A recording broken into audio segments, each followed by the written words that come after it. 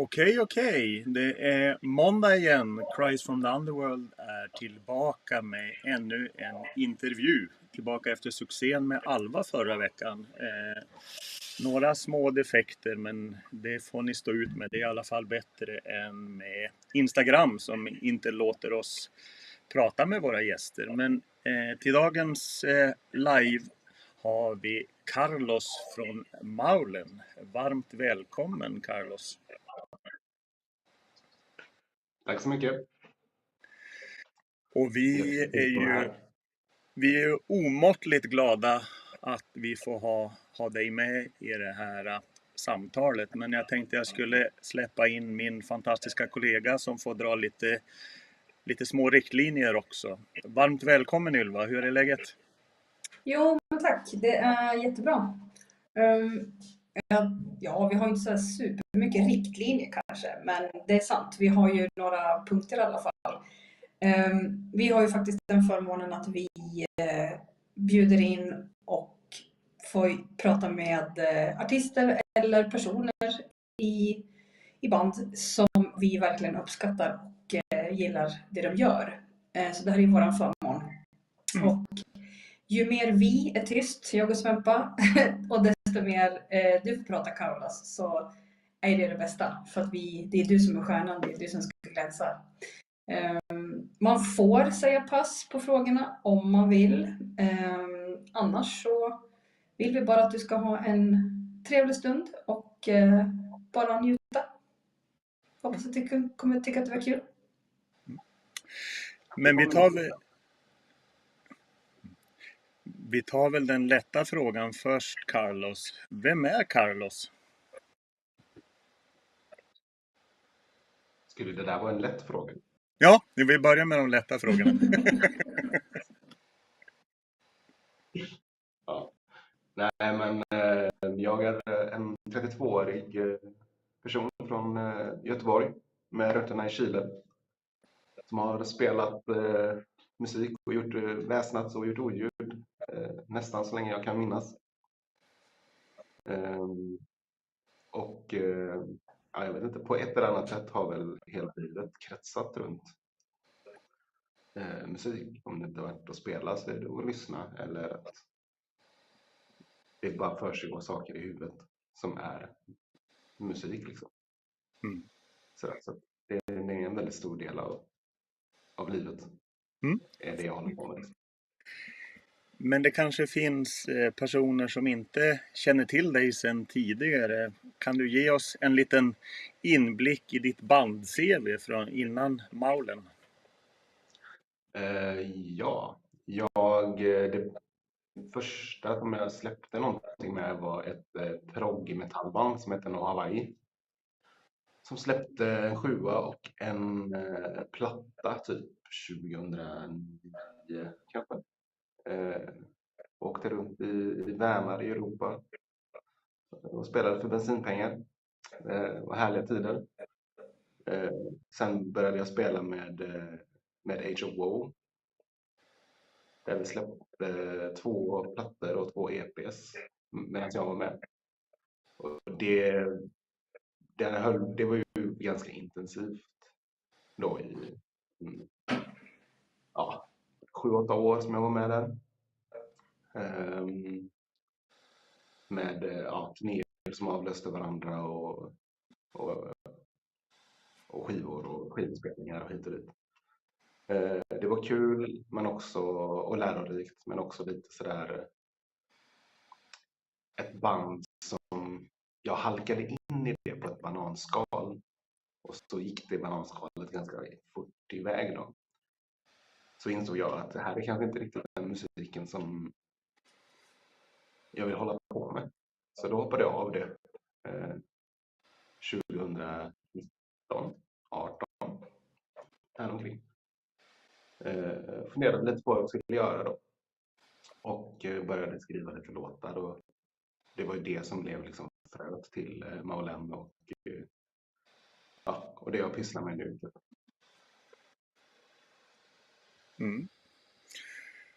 Och släpper in Ylva på nästa fråga då. Jag skulle ju vilja veta, när blev liksom musiken viktig för dig på ett annat plan än att bara lyssna? För mig har ju musik alltid haft någonting att göra med någon slags fysisk manifestation. Alltså jag har ju så här absurda minnen från när jag är liten. Till exempel när typ mitt absolut första favoritband när jag var barn var ju Europe. Jag kommer ihåg att jag fick Wings of Tomorrow på vinyl när jag var kanske 5 eller någonting. Ja, jag kommer inte ihåg det tidigt. Jag kommer ihåg att jag brukade lyssna på den. Och så brukade jag ta på mig långkalsonger på huvudet, ta sopkvasten och hoppa i sängen och låtsas att jag var Joey Tempest. Så att liksom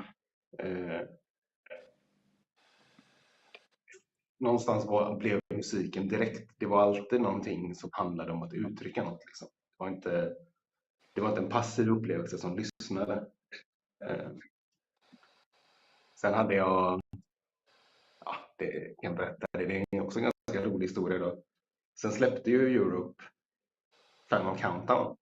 Eller de kanske redan hade gjort det, men då fick jag det. Då kommer jag ihåg att de släppte den här videon till Rock the Night med väldigt mycket pyro. Och då tyckte jag att trummisen såg så jävla häftig ut, och då bestämde jag mig att jag skulle spela trummor. Så då fick jag ett litet så här leksakstrumset av min morsa då. Det pyttelitet som jag kunde spela på.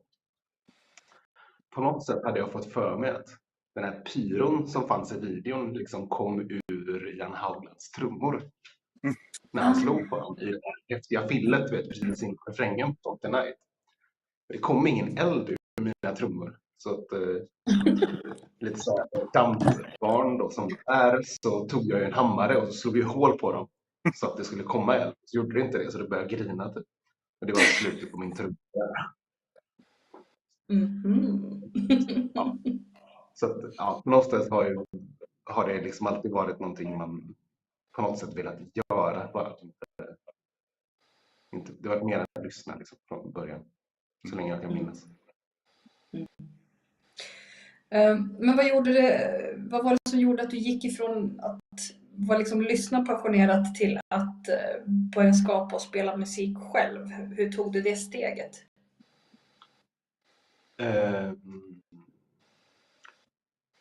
Ja, det lathet tror jag. Jag började väl spela gitarr när jag var typ 13. Och insåg väl ganska snabbt att alla de här hjältarna jag hade då, typ Maiden och Wasp och Metallica och sådär. Jag kan inte spela den skiten, det är för krångligt. Så jag började improvisera. Först då till låtarna som jag gillade. Så att jag har nog alltid skrivit saker, riff och sådär. Mest för att jag aldrig orkat lära mig andras låtar, för de är för krångliga. Och det kommer alltid, även om det är så här, men som Wasp som har relativt enkla låtar, så kommer det ju alltid något mäckigt ändå i den eller sådär. Så, ja. Jag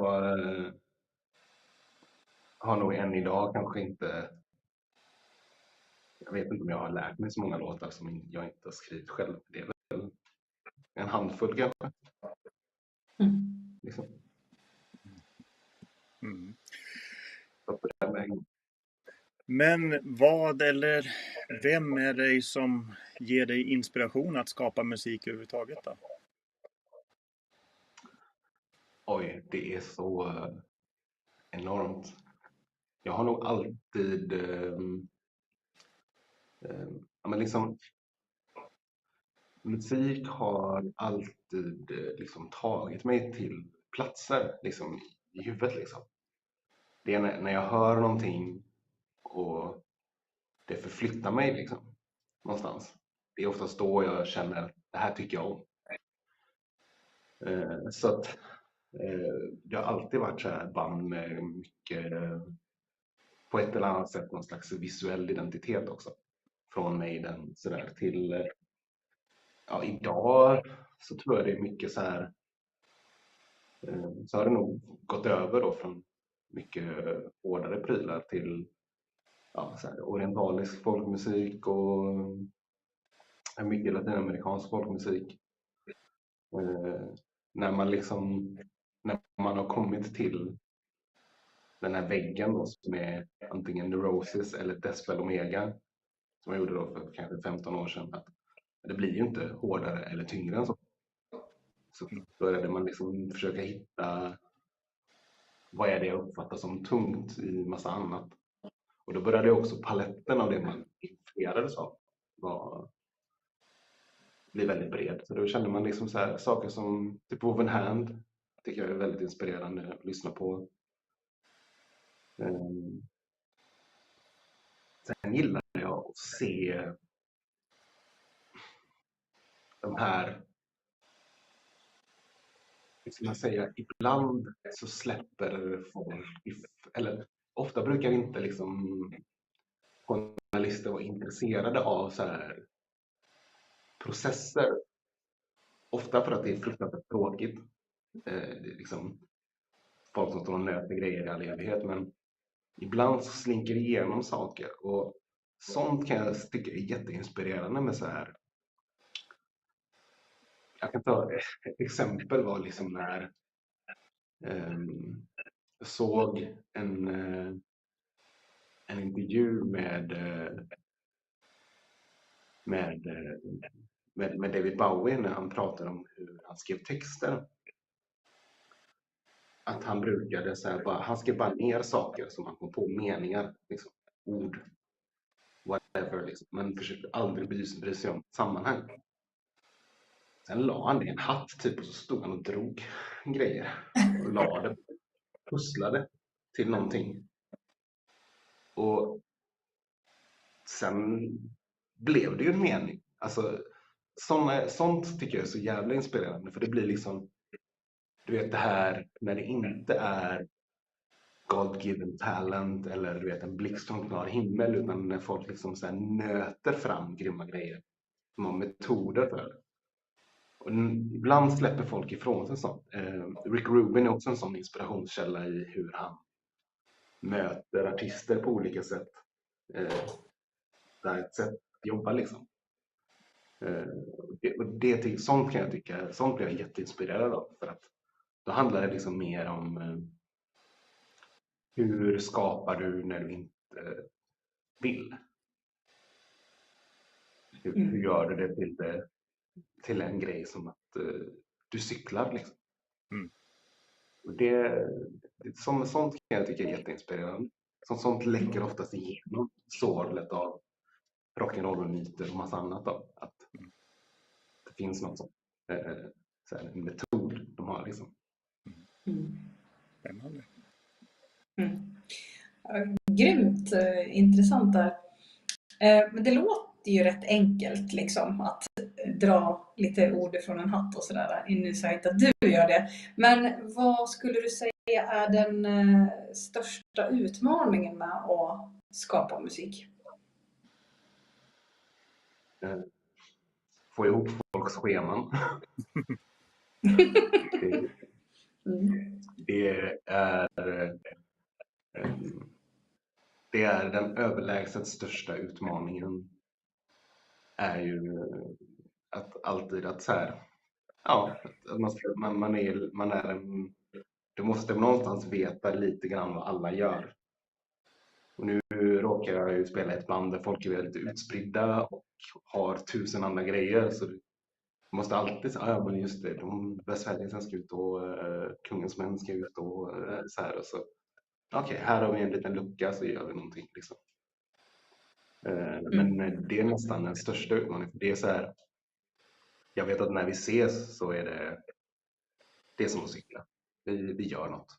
Någonting kommer hända när vi ställer oss i samma rum. Så jag skulle säga att det är alltid det här, och speciellt nu när folk inte är 22 längre och man inte behöver bry sig om något. Alla har ju du vet, så här, tråkiga vuxenansvar liksom, som behöver delar med. Jobb, fruar, pojkvänner, barn, whatever. Så att schemaläggning är alltid den största utmaningen. Det är väldigt oglamoröst, men det är den. Men jag tänker om, det är inte säkert, men jag misstänker att musiken kanske har påverkat dina livsval. På vilket sätt, om det är så?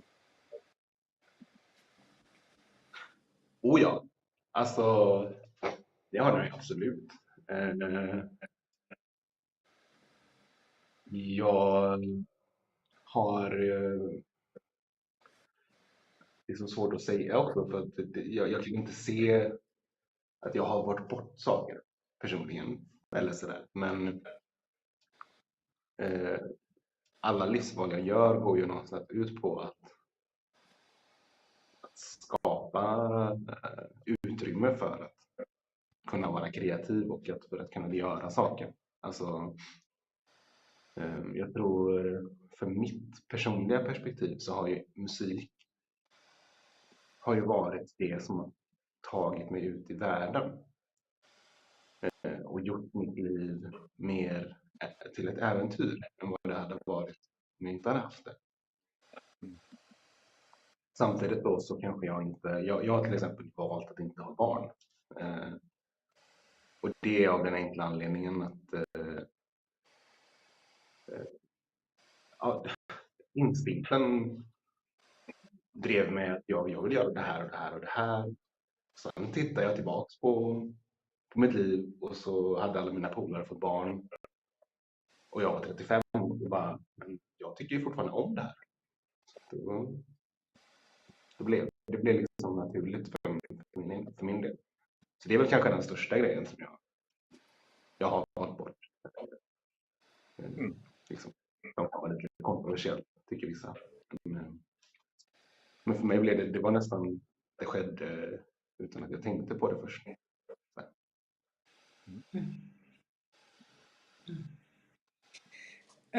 Du pratar ju först om att du körde trummor när du var liten, att du var inspirerad av Hagland där. Och sen av att det blev gitarr. Men varför blev det så att du liksom fortsatte med gitarren och inte fortsatte med trummorna? Kan du liksom se nu tillbaka på varför det just blev gitarr? Du sa att det var för att du var lat, men jag tror att du var jävligt bra på det också. Men var det liksom på grund av att du kände att du hade fallenhet för det, eller hur funkar det? Ja, alltså vet inte. Alltså det är liksom det är ju så här, det kan vara lite av en både och. Alltså trummor var ju egentligen, det var ju en kort period när jag var 5 som jag hade det leksakstrumsetet och sen var ju det slut. Men gitarr var ju, det var ganska mycket en slump för att jag var egentligen inte så musik eller intresserad av att spela ett instrument förrän alltså, ja, jag satt på en sån här musiklektion i högstadiet då. Så var jag jättejobbig och störig och fri. Ja. Jag var ganska störig när jag var tonåring liksom. Och så var det en lärare som så här, han lackade ur på mig och sa han kunde inte hålla en lektion med mig i salen, så han sa nu följer du med här, och så tog han med mig in i ett litet övningsrum där det fanns en elgitarr och förstärkare, och så sa han, här kan du väsnas, och så gick han. Och det gick att väsnas med en elgitarr. Det tyckte jag var roligt. Där började det liksom. Och sen så kom, det var kanske året efter, då hade jag precis fått en Yamaha Pacifica, en elgitarr, en japansk Strata-kopia. Och min brorsa hade flyttat till Sverige från Chile. Och han var så här, han är ju typ så här klassisk gitarrist som spelar folkmusik och är svinduktig liksom.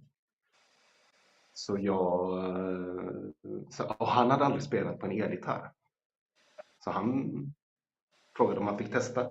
Jag bara, ja visst. så tog han min elgitarr liksom, och så vred han upp disten liksom, så att det började tjuta. Och så sa han, när det bara började man tjuta en massa rundgång, så sa han bara, men fan, den här gitarren behöver du inte spela på. Den låter ju av sig själv. Den meningen fastnade för mig, för att det blev liksom, jag märkte att bara mina jämnåriga kompisar som spelade gitarr, de var jätteduktiga. Men så här, jag tyckte ju oftast det var coolast när gitarrer bara tjöt. Eller så här, och så var det liksom ingen som gjorde det. Det var liksom, det här var ett problem. Jag måste sänka volymen när det började tjuta. Jag bara, nej, det är ju halva grejen. Så att, där väcktes någonting. Det där började jag liksom utforska mitt lilla hörn av gitarrspel som kanske mer gillade så här dissonans och trasiga ljud och rundgång och tjutande saker. Liksom. Någonting som spelas korrekt. Det finns ju så många som är så fantastiskt duktiga på det. Och jag kände bara, det här, jag kommer aldrig orka öva så mycket. Så att, jag håller mig till det här. Och det har ju blivit min grej, liksom. Att jobba med de här ljudmattorna och sådär. Så det var nog ganska mycket en slump. En bra slump, en bra lärare som hittade vad du behövde, så behövde du inte vara värsting i klassrummet, utan du blev en värsting på gitarr istället. Jag tror mycket i livet handlar ju om att vara, jag tror i alla fall periodvis har jag ju varit att vara så här vaken vid vad som händer omkring dig. Alltså, hade jag liksom till exempel tagit den här bestraffningen då, och du får vara här där du inte stör, och suttit där och surat. Istället blev det en T-korsning i livet. Och jag kan ofta uppleva livet som så att det liksom finurliga med livet är att förstå när du står framför en sån T-korsning. Det är inte alltid man själv fattar det. Det gjorde jag inte när jag stod och var bråkig i skolan. Idag kanske man ibland har förstått det lite bättre och ibland inte. Liksom. Det här valet ju kommer betyda ett vägskäl för det. Så jag kan ofta uppleva att livet mer bygger på sånt än att jag har gjort ett val. Så där, jag har valt höger eller vänster. Och sen leder det mig till en ny höger eller vänster. Så håller det på så. Men förutom din bror då, vilka andra gitarrister skulle du anse vara förebilder? Ja, alltså det är ganska roligt. Jag har ju liksom, det finns ju två. Det finns ju den här tonåringen i mig då som älskar Randy Rhoads, Ritchie Blackmore, speciellt om Rainbow-tiden liksom. Och sådär liksom. Annars så har jag ganska svårt för shredders, men vissa undantag. Jag har ju nästan blivit hotad till livet för att jag har fått för mig att snacka skit om Van Halen mer än en gång. Liksom. Så det kan vi hoppa om. Men sen annars så är det ju mer så här. Jag tycker att Trent Reznor är helt fantastisk gitarrist. Thurston Moore i Sonic Youth. Vad heter det? Steve Till i Neurosis.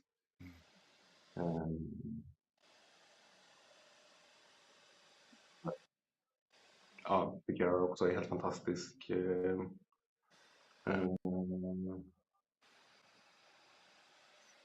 Ja, mer också gitarrister. Det är så, ja, gitarr är ett instrument alltså. Det är liksom Sen älskar jag ju mycket mycket liksom latinamerikanskt då. Och då är det ju, snackar vi latinamerikanska gitarrister så finns det ju en kubansk visdiktare som jag älskar som heter Silvio Rodriguez. Han är väl mest känd i Sverige för att han har skrivit den här Björn Afzelius-låten som han för övrigt slaktade då. Som är Du är den finaste jag vet. Ja. Eh, Men, och han är ju helt fantastisk på gitarr. Och där handlar det ju mycket om hur han... Ja, jag vet, det kan jag känna är väldigt jävligt metal, hans sätt att skapa harmonier. För det är ju väldigt dissonant oftast. Fast väldigt vackert då. Det har ju varit en jättestor influens för mig. För att Victor Jara också och även Violeta Parra som är en chilensk sångerska och visdikterska. Som spelar mycket charango som är en sån här pytteliten gitarr med 10 strängar. Som har en sån här helt underbar klang som jag ofta försöker härma fast på gitarr på olika sätt. Jag vill letar efter den här klangen fast på en gitarr ofta. Det är det jag spelar. Sen, ja just det, jag glömmer honom. Allan Johannes, såklart. Han är väl mest känd som den där snubben som ingen vet vem han är. Men han är med i den Crooked Vultures. Han är den fjärde snubben. Som alla bara, vem är han? Det är Allan Johannes. Också en fantastisk gitarrist som är chilenare då. Och han har tagit jättemycket av det här sättet att, han är ju supershredder, men det här sättet att harmonisera som man gör mycket i Sydamerika, liksom, det här melankoliska med sig då in i den Crooked Vultures. Alltså, jag skulle vilja säga så här. Anledningen att Queens of the Stone Age låter som de gör i han. Första Queens-skivan, den är ju typ Kaius med en annan sångare. Sen gjorde de Rated R som han proddade. Och coachade Josh Homme på gitarr och sång. Och helt plötsligt så spelar han helt annorlunda, han sjunger helt annorlunda, han skriver låtar helt annorlunda. Massa av låtarna på den. Och även, vad heter den? Songs for the Deaf har ju Allan Johannes skrivit. Så det är ju lite av en husgud. Intressant. Vilka band skulle du säga var viktiga för dig när du var ung?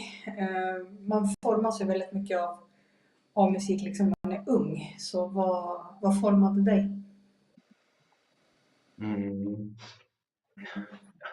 Ja, alltså jag är ju mycket för perioder och kanske så här går in. Ja, men det är så här typiskt tonåring, du vet, man liksom lyssnar på någonting om och om igen. Liksom. Jag tror det första sån här perioden var ju mycket klassisk metal typ, med Maiden och Metallica och sådär. Men sen runt gymnasieåldern då så började jag lyssna väldigt mycket på Tool och Nine Inch Nails och Skinny Puppy och kanske saker som kanske var lite mer kanske inte så fokuserade på vad du spelar utan hur låter gitarren. Sådär. Och det var ju någonting som påverkade, eller liksom kanske såklart påverkade mig men också kanske bekräftade det här att just det, du vet, jag hade ju bara lyssnat på massa shredders liksom. Och så bara insett att jag kommer inte vara en shredder. Och så upptäckte jag den här musiken och på 90-talet och mycket grunge sound var den också. Så där det bara, de är duktiga men de shreddar inte. Och det handlar mer om hur låter instrumentet liksom. Och jag tror att Nine Inch Nails var en enorm sådär grej liksom. Jag var ju typ besatt av dem i 4 år. Typ.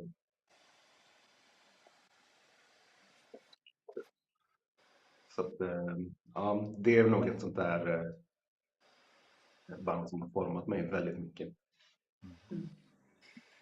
Jag uppfattade det tidigare, just det där du nämnde att man söker sig mot det mer och mer extrema, och när man kommer till Neurosis och Death Spell Omega då kommer man inget.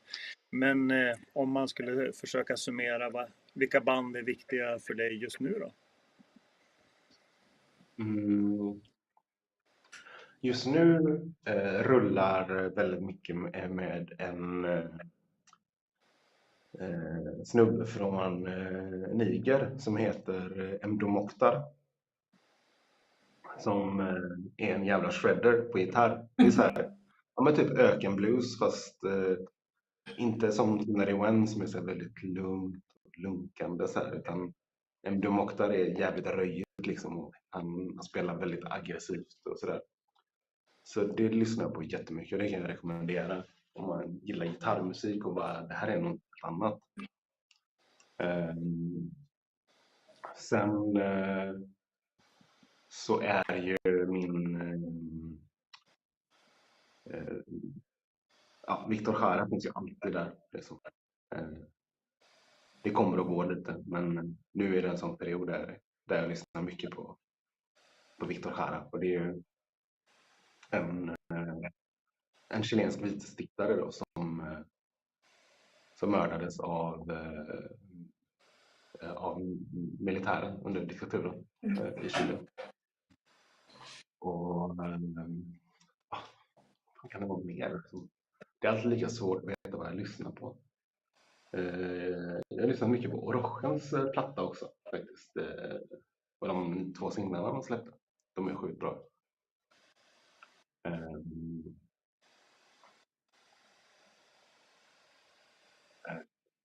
Ja. Vad är det som rullar i MP3? Det kanske är det som är viktigast just nu. Ja, nej, men det är det. Så här, tror jag ganska mycket. Gogosh lyssnar jag också mycket på. Det är en iransk diskodrottning från 70-talet. Det kan jag också rekommendera. Hon är grym. Men det blir lite så också när man håller på med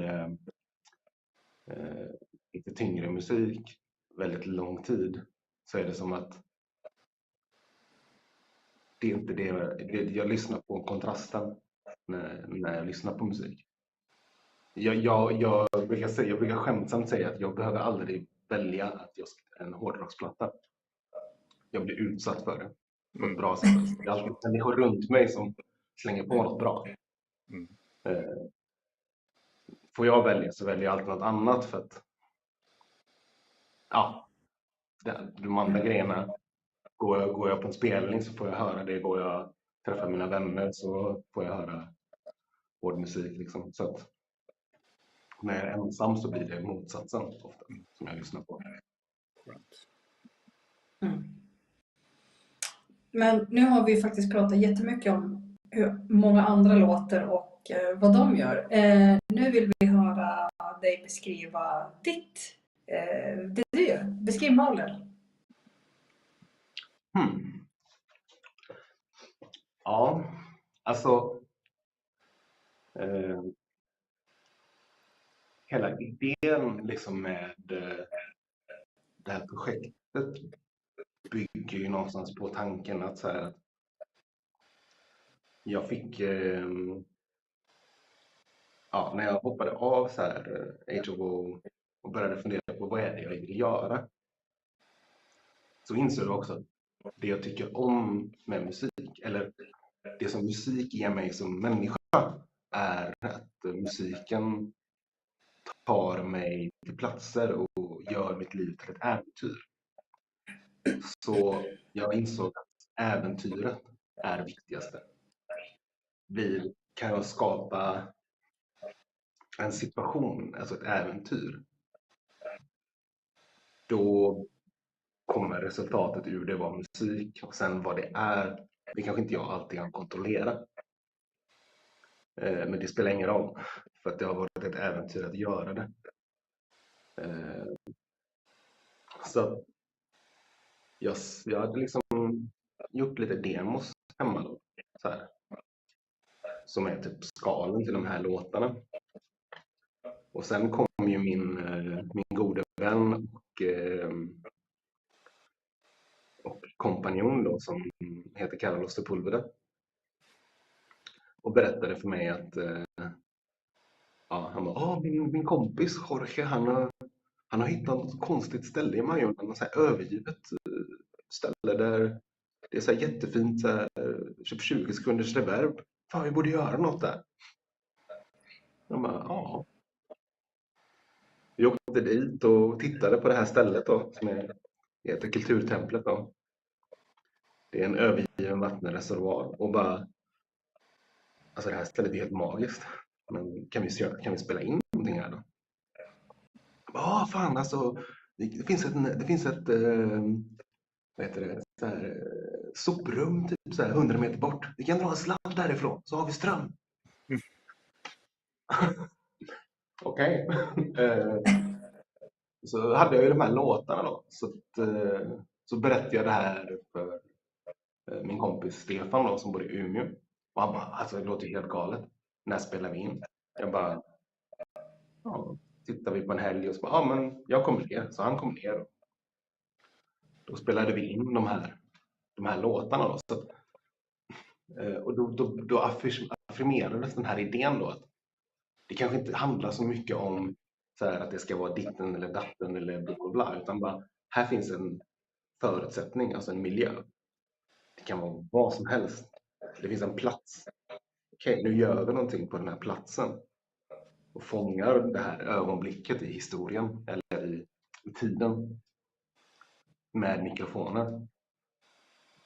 Här har vi lite låtar som förmodligen eller lät inte alls så. Liksom, och allting får ju anpassa sig då ut efter vad i det här fallet, vad den här lokalen ger då. Att när det är 20 sekunders eko så kan du inte spela blast beats liksom. Eller du får spela väldigt lite på trummorna.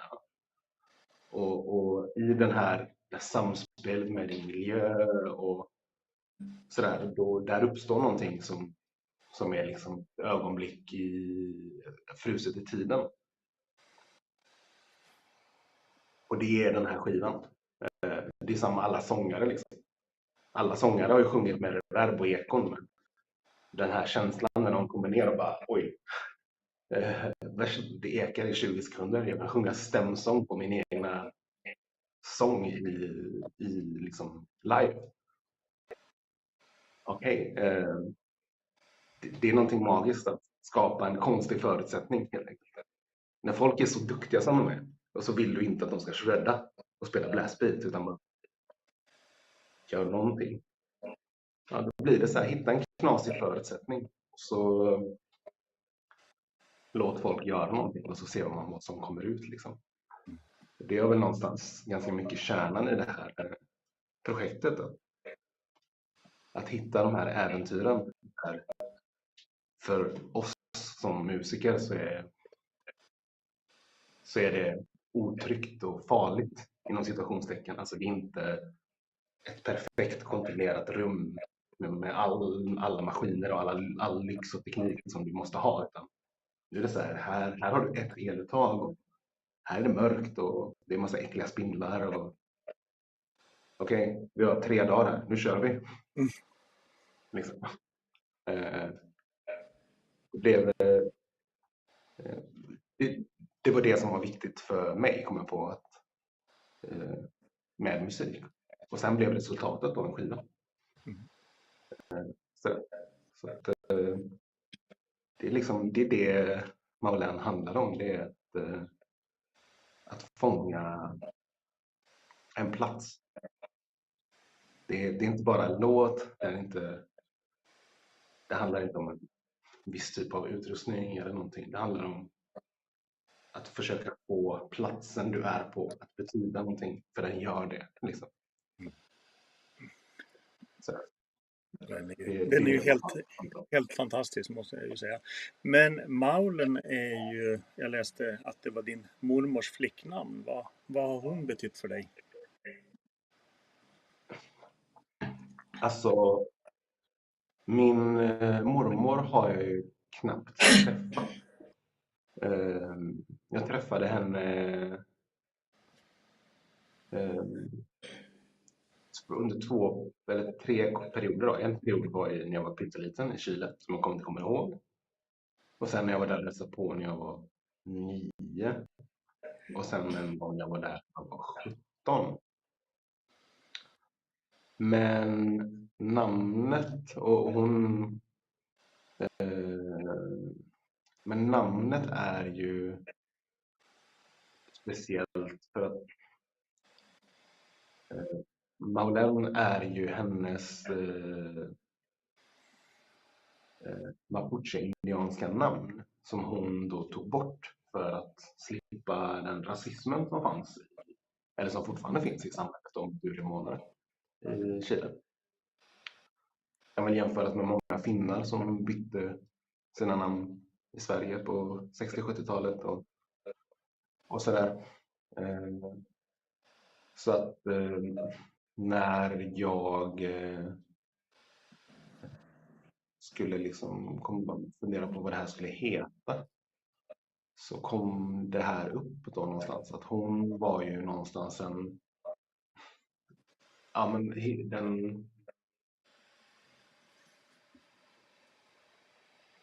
som det ofta är med människor från Sydamerika. Det finns väldigt mycket tragik ganska nära i tiden, för att dels på grund av fattigdomen men också på grund av rasism och krig och kolonisering. Så är det liksom jag menar, min mormors mor var en piga, eller i princip förslavad hos en storbonde liksom, i Chile. Liksom. Och sådär. Så på något sätt kändes det någonstans väldigt viktigt för att bara hålla det här namnet vid liv. Att det är ju det här som egentligen är mitt familjenamn. Det är inte Ibarra liksom. Det är mitt spanska namn. Ibarra är en stad i norra Spanien. Liksom. Det är ett namn från vårat så kallade herrefolk. Eller sådär. Det kändes viktigt att, liksom, att hålla det vid liv på något sätt. Oerhört fin tanke. Ja, verkligen. Superfint. Jag tänker också, för de som inte vet hur Maulen låter, skulle du kunna beskriva för dem hur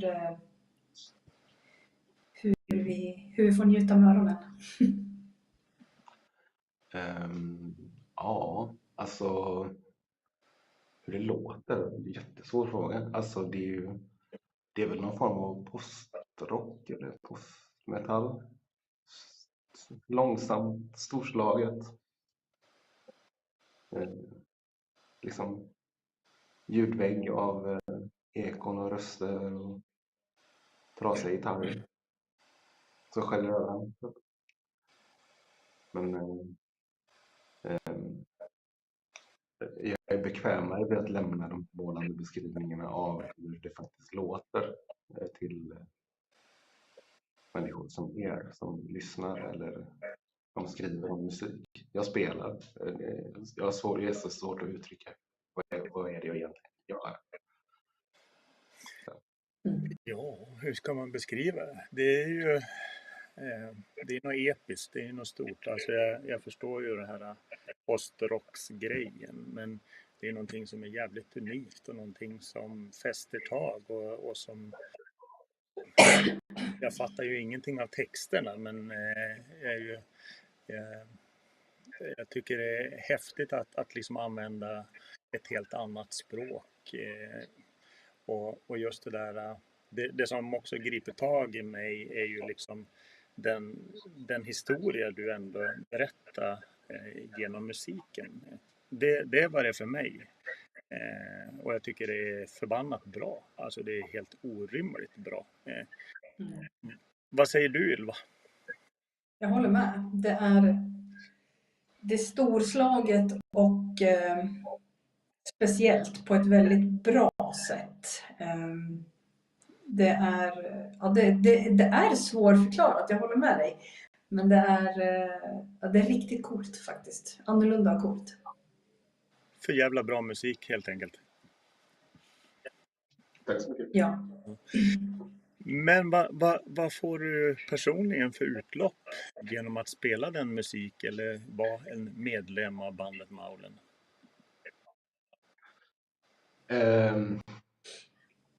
Alltså det är ju det stora utloppet för mig som jag har kommit på är ju det här. Det är äventyret. Äventyret. Det är det centrala liksom, för mig. Jag har kommit på att det handlar inte om genre. Alltså, förstå att den här delen där att man uttrycker känslor, man har gjort det så länge, det är inte nödvändigtvis det svåra. Det är liksom mer att skapa den här edgen liksom. Och det är det jag känner att jag fortfarande får ut av att spela det, att hitta det här de här sammanhangen där det fortfarande känns liksom på något sätt farligt liksom. Alltså som att jag inte vet vad som ska hända. Då tycker jag att det är roligt. Jag kan jämföra med typ när jag var med i H2O, att det var ju en väloljad maskin och det var ju asroligt. Men till slut var det ju bara som att trycka på play. Det var liksom, man visste vad som skulle hända. Och även om det slog ner en komet så fortsatte vi liksom. Men nu så, i det här projektet så är det som att vad som helst kan hända. Och alla är duktiga, och alla är så jävla duktiga så att alla kan reagera på vad som händer i ögonblicket. Och då uppstår någon slags spänning det är någonting av det bästa jag vet, när jag känner det här att jag vet inte vad som kommer hända i den här låten i det här ögonblicket. Där jag måste vara närvarande i ögonblicket och reagera på det som händer. Det är det bästa med att hålla på med musik och med det här projektet. Ballt. Nu får du verkligen ursäkta uttalet, men berätta gärna mer om El Miedo de Amar. Ja,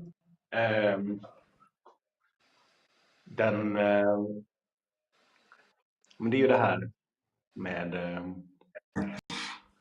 det jag insåg då att just det, jag behöver ju kanske skriva texter till de här låtarna, och så har jag ju trivsamt kunnat skjuta över det på en sångare hela livet. Så att då satt jag och försökte krysta fram texter. Det gick jättedåligt. Och till slut, ja, så ja, det är också en sån här grej då som, alltså det här knyter ihop väldigt mycket, att en av anledningarna till att jag är här nu till exempel är att jag har MS och mår jävligt dåligt av vinter och när det är kallt. Så att jag försöker alltid dra på vintern. Och då, för några år sedan då, det var ju precis innan covid. I början av 2020 då, så stack jag till Indien. Så jag tänkte, ja men där kan jag säkert sitta på någon så här lugn strand eller någonstans och bara mysa och titta på sjuka saker och människor och grejer och skriva. Det var jättedålig idé. Med för mycket saker som händer. Så att jag drog ut till öknen, Taröknen i norra Indien, och satte mig på en sanddyna. Bad en snubbe köra ut mig liksom mitt ute i öknen, och så sa jag det, bara hämta mig bara när det blir mörkt. Och så hade jag bara demos, hörlurar och papper. Och då började jag skriva på spanska och då började det hända grejer. Och då var det var en sån rad som random rad då, som jag hade klottrat ner på ett papper då, som var El Miedo de Amar, Pero lo hago, som är liksom hela titeln då, på båda episarna. Och den betyder ju rädslan för att älska, men att göra det ändå, ungefär. Och det var en mening som fastnade, för att det liksom mycket av, eller texterna handlade, det blev ju att de enda texterna jag kände mig nöjd med var ju de som var absolut banalast, privatast. Man jämför med så här då, man tänker traditionella hårdrockstexter är ju oftast beskrivande texter av saker, typ om det är Slayers och krig, om det är whatever liksom. Men här blev det liksom att jag skrev om mina egna upplevelser, vilket var skitjobbigt, tyckte jag, för det blev så banalt. Men det var också något som på något sätt kändes ärligast. Då kände jag att den titeln också summerade liksom det. Det var någon slags rädsla liksom för att möta mig själv liksom.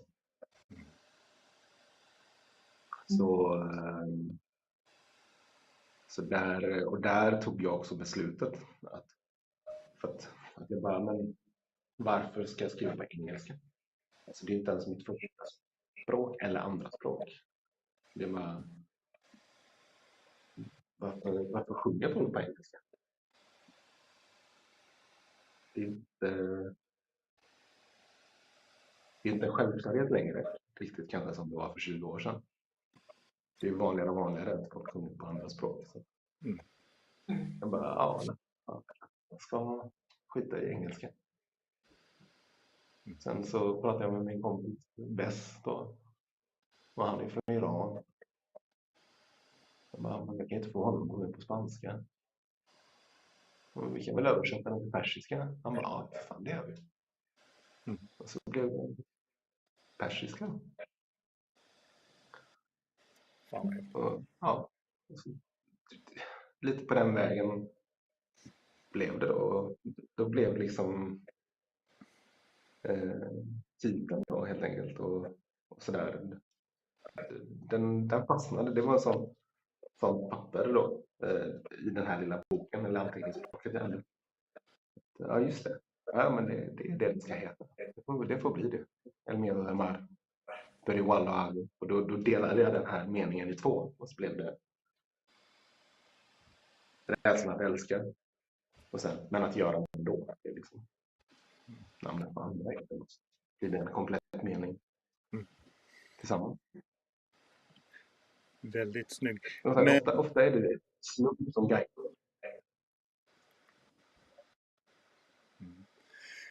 Vad heter det? Vi pratade ju om den första EP:n som spelas under jord, så den behöver vi ju inte upprepa den historien. Så du kan ta fortsättningen på, det kommer ju en EP den 7 april. Kan inte du ställa frågan om den, Ylva? Jo, men precis. Vi har ju ett stundande släpp här. Vad finns det att säga om det som vi kommer få höra nu här kommande? Alltså, de hänger ju ihop liksom. Och den är ju också inspelad i det här stället liksom. I det här underjordiska templet. Men jag skulle tycka att om den första EP:n, den är ju mer hur ska man säga, den är mycket mer så här monoton och liksom drony, medan de här låtarna på den här andra EP:n då är ju mer har ju inom situationstecken en poppigare struktur, alltså att det är vers och refräng och sådär.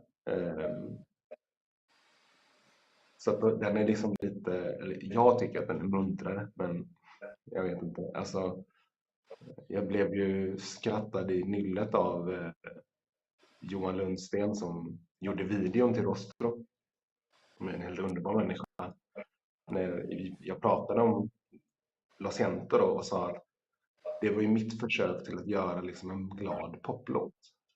Det gick ju sådär kanske, men det var ju liksom, jag bara, men måste jag verkligen göra blir så jävla mörkt och rånigt. Men jag ska försöka göra en glad låt. Det gick sådär, men jag försökte då.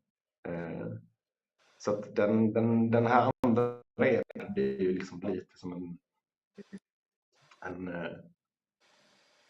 i mitt huvud ett motsatsförhållande från den här droniga utdragna till ett försök att göra pop.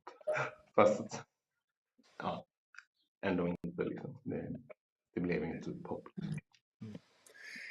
Men när det gäller att hitta medlemmar till de här 2 EPsarna, hur gick du tillväga där? Ja, alltså det var alltså det är ju jag som spelar de flesta instrument och så är det ju Stefan som spelar trummor på EPsarna nu. Sen var det liksom lite så här att jag började bara fråga folk i min omgivning.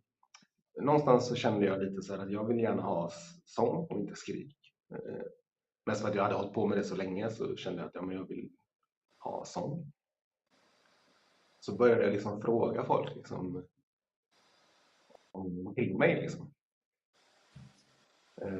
Och jag tror den första låten som spelades in var Lo Siento.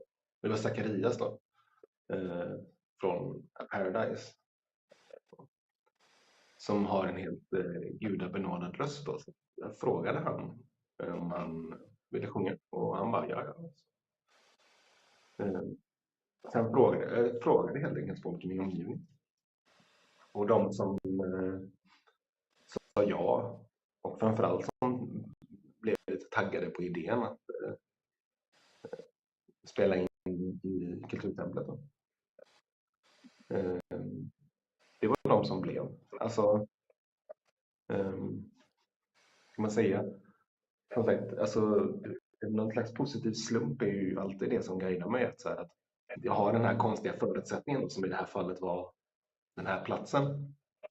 Finns ju vissa som kanske bara nej men jag vet inte om jag kan eller vill eller spela in ett konstigt ställe där det är massa reverb och det är fullt av kryp och det är typ 8 grader där nere och kallt och jävligt. Och, nej. Och sen finns det någon som säger ja och någon som säger ja, det är det som blir. Så att det är oftast en viss nivå av galenpanna på ett positivt sätt. Liksom bara, ja, det är ju samma med den här nästa platta då som är det här jag hållit på med förra sommaren när vi var i Sahara och sådär spelade in. Det är ju de som är galna då och bara, det är klart vi åker in. Klart vi åker till Sahara. Där det är 47 grader varmt och spelar in en tonplatta med en låt. Let's do it. Sen finns det någon som bara, men går det? Behöver man inte ha det? Kan inte... Ja, de stannar hemma. Så att mycket handlar nog snarare om det. Det är så här, människor som har den här äventyrslyssnan. Det är äventyret, så här, äventyret, platsen. Det är vad det handlar om alltid.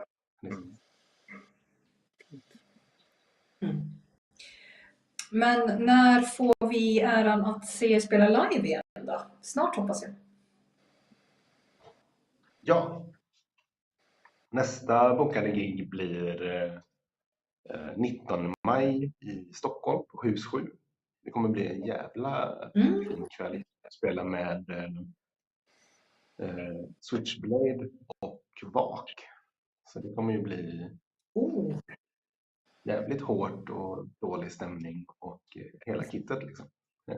Kommer bli ja, faktiskt. Sen har vi nog ingenting riktigt mer inbokat. Vi får väl se lite när jag kommer hem. Jag har börjat ta tag i saker igen och jobba lite med det. Låter nice. Men det kommer säkert mer spel.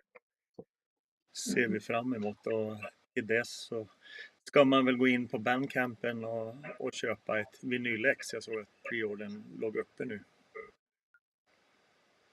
Ja, precis. Den ligger uppe på Bandcamp, preorder för vinylen. Och sådär. Så att, den är jättefin. Jag skulle haft mer så visat, men så mycket tänkte jag inte. Men den är jättefin. Det är också underbara att man haft turen att hitta ett bolag som kan uppskatta en knäppskalle som jag. Att de bara, ja, nej, det är klart att vi ska släppa en skiva med ett band som sjunger på alla språk som inte vi har PR-team som jobbar på, men skit i det, vi kör. Och så löser vi det. Och som tycker att det är en bra idé att släppa. Ja, de kör lite så här butik släpp med lite snyggare utgåvor. Så det var lite kul att kunna få lägga lite krut på ett schysst omslag av Jonas Holmberg från This Gift Is A Curse, med en fantastisk design.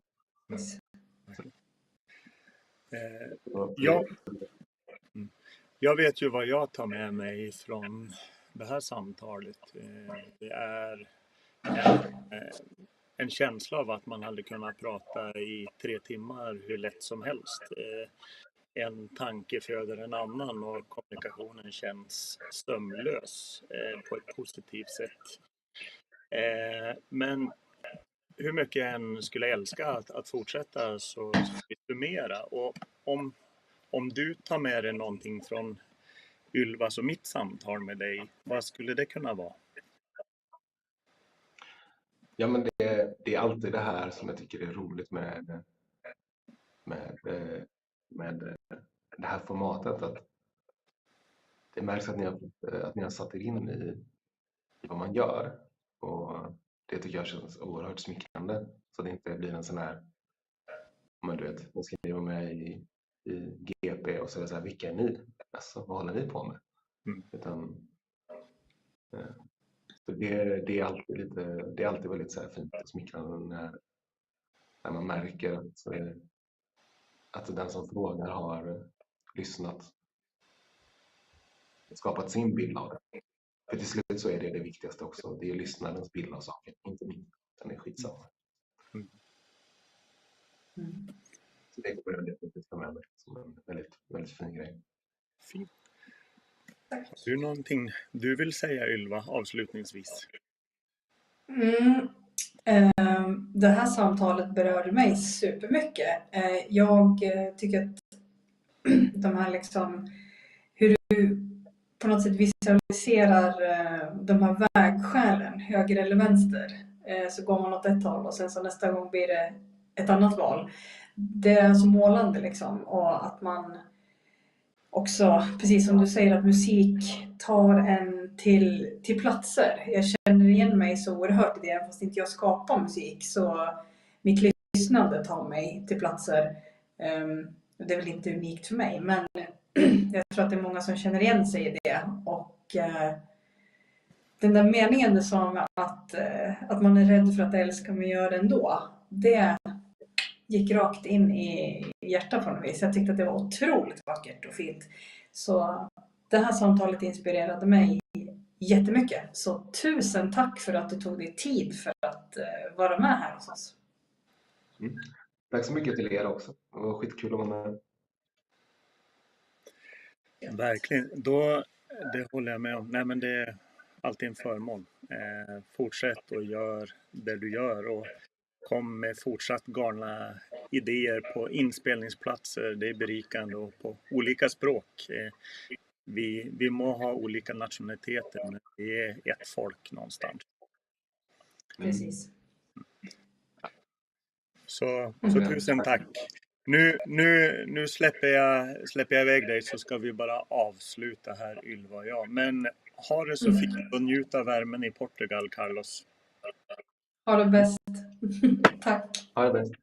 Hej. Hej. Så där, Ylva. Vilket fint samtal. Alltså man blir helt... Ja, Jag blev jätteberörd. Jag har suttit här och liksom och nickat och bara känt att jäklar, han inte någon citatmaskin på något vis, utan bara verkligen så härliga saker han pratar om. Verkligen. Mm. Vi tänkte ju att vi skulle ta lite ledigt, för det kommer en påsk och sen så kom livet emellan, så att vi kommer inte tillbaka nästa vecka och inte veckan därpå, men om 3 veckor är vi tillbaka. Precis. Och vi har ingen intervjukandidat än, så är det någon som känner sig manad, om ni släpper någon bra underjordisk reggae-musik, så hör av er till Ylva. Och lite war metal alla Sabaton, så kan man höra av sig till mig. Skämt åsido. Ja, exakt. Precis. Nej, men absolut. Man får jättegärna höra av sig. Ja, nej, men vi vilar, och tusen tack till er, och jag tror att tekniken var mer med oss den här gången faktiskt. Precis. Sköt om dig, Ylva. Ha det bäst. Detsamma. Ha det fint. Ja. Hej hej.